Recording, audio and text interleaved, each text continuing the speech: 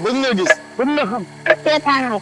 seetaanal. seetaanal. seetaanal. seetaanal. da nga bëgg xam. seetaanal.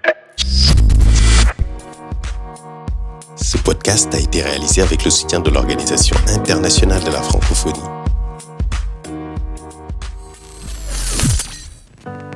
dal leen ak jàmm ci seen jotaay gi ñeel combaar xibaar yu wérul ñu fas yéene waxtaane média d'État ak média de service public. kii di Sadibou Maron di journaliste di njiital kuréel gi di Reporters sans frontières ci wàll gu ñeel Afrique subsaharienne dina faram-fàcceel lii di média de service public.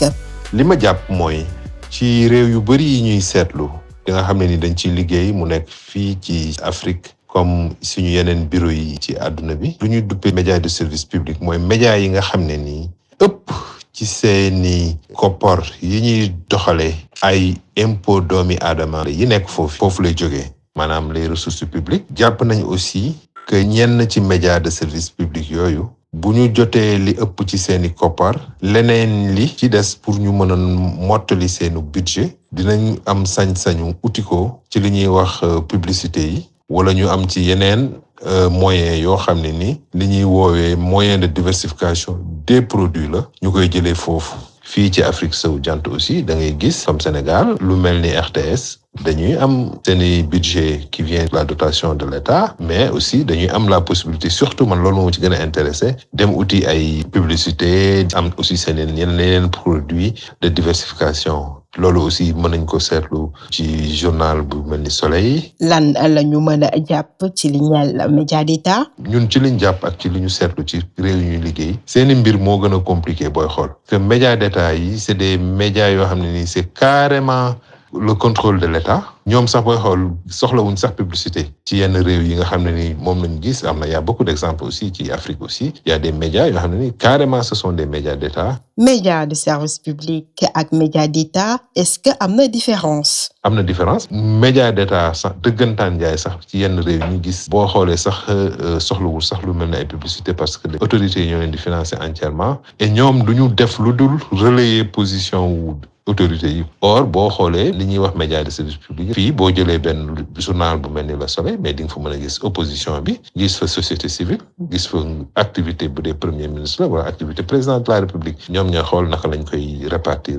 mais média d'État dëgg ci yenn réew yi ñoom lépp dañ koy consacrer aux activités gouvernementales. le contenu sax est souvent dicté par l'État. récemment ñu ngi doon liggéey ci benn situation boo xam ne nii commencé na am ci réew mel ni Bénin nga xam ne dañu jël télévision nationale bi en tout cas le service public de l'information def fa benn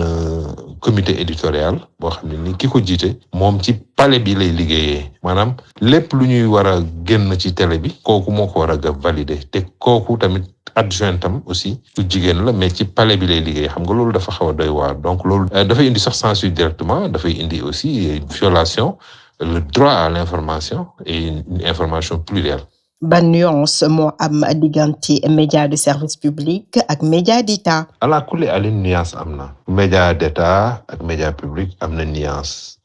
quand bien même que booy xool xëy na ça dépend surtout ci yenn position yi ça dépend également ci yenn réew yi ça dépend également sur nature démocratique u pays yi donc mais am na nuance loolu quand même dañ ci d'accord. naka la ñu mën a jàppale askan wi ngir ñu mën a comprendre li ñeel média d'État ak média de service public. ci li ma jàpp ci sama xalaat bu gàtt. mooy que il faut que ñu am éducation aux médias. éducation aux médias boobu dafa war a commencer très tôt ci suñu réew yi. dès l'instant que da ngay gis par exemple ñu am ay école de journalisme ay école de communication mais li ñu jàpp mooy que éducation aux médias dafa am solo de telle sorte que mu nekk langue nationale yi ñuy làkk ci suñu réew yi mu nekk langue officielle yi xale yi war nañu leen mën a former ñu comprendre davantage l'importance des médias dans leur vie. loolu dafay contribuer améliorer leur compréhension des sujets que mu doon xale que mu doon mag et sujets yooyu mooy les sujets de développement la gouvernance de l'internet pluralisme média ak yooyu yëpp éducation aux médias donc lu am solo la dafa war a teel a commencer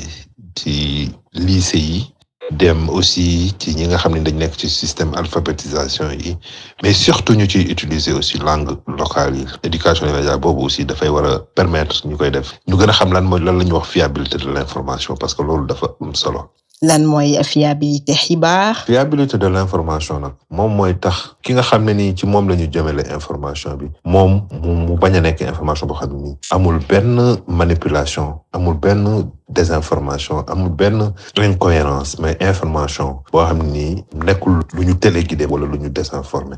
loolu nag aussi dafa am solo ci biir éducation aux médias bi nit ñi teel ko xam. ban gis-gis la Sadibou Marron am ci li ñeel tasum xibaar ci média de service public yi. journalisme métier la métier bi nag niñ koy defee ci service public de l'information ça dépend des pays ci ñun li ñuy seetlu ak li ñu jàpp am na ci ay réew yoo xam ne ni les médias du service public finalement ont une très forte connotation de médias d'État. À la limite même de A à Z da ngay gis benn journal télévisé lépp lu xaw a naqari wala lu critiquer nguur gi dañ ko fa teg wala nga gis journal boo xam ne nii de la une à la DER da ngay gis lu neex nguur gi rek moo fi am maanaam du am voix discordante or réew tëddewul noonu réew ñi ànd la ñi autorités yi ak ñi nga xam ne ni dañu bokk ci kujje gi ak ñi nga xam ne ni ànduñu fenn te réew aussi dafa nekk A ba Z capitale ba fi village bi gën a reculé ñooñu ñëpp dañu am baat ci réew mi donc média du service public noonu la ñu war a jàppee couverture territoriale bi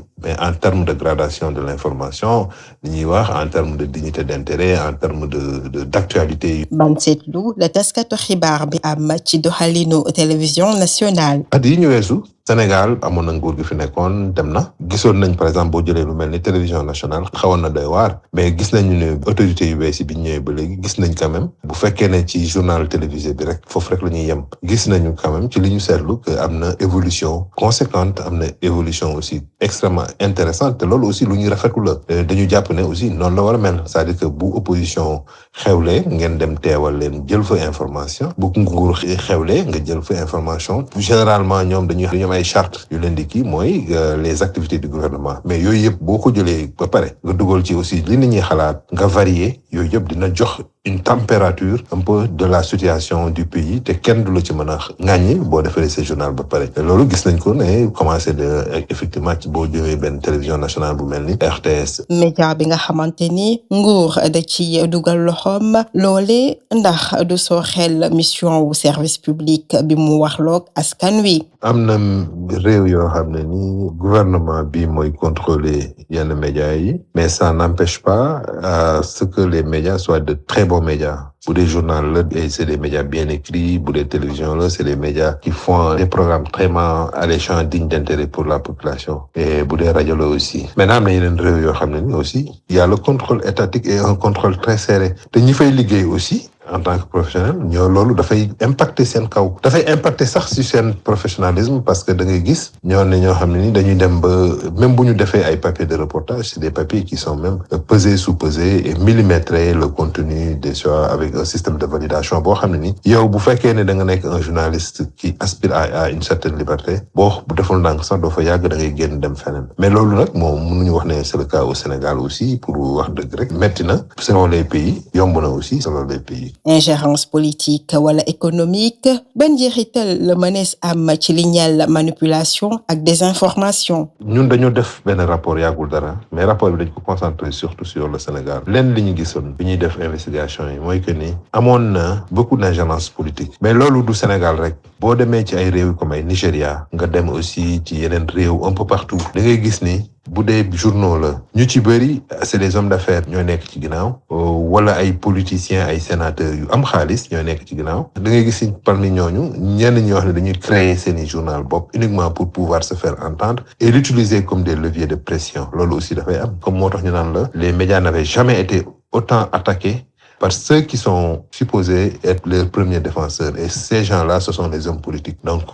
s'il y a une mainmise totale des hommes politiques en termes de contrôle de l'information, c'est loolu dafay impacter la qualité de l'information, dafay impacter un peu la fiabilité de l'information. Bu fekkee dañu am ñoo xam ne ni dañu am créer médias uniquement pour défendre leur chapelle politique, malheureusement, il y en a beaucoup en Afrique. li nu mel façon loolu ci élection présidentielle bi ñu weesu fii ci Sénégal. Fii Sénégal yi ñu nekk amoon na fi aussi te dundoon nañ ci lu bëri ci période électorale yi bii ñu génn nii y avait des médias yoo xam ne dañ doon xëy di nekk ay médias sous forme de PDF di circuler ci plateforme électronique yi ci réseaux sociaux yi di charrier beaucoup de désinformation yoo xam ne nii à la limite même c'est de la manipulation et de la désinformation benn niveau boo xam ne nii c'est extraordinairement grand. naka la ñu war a def ngir xeex li nu mel. Il faut que ñu réguler les plateformes de communication. Il faut que les autorités parviennent un peu à essayer de réguler cela. Bu amee une régulation très intéressante, mais de manière concertée avec l'ensemble des acteurs et même les utilisateurs, ça peut être intéressant.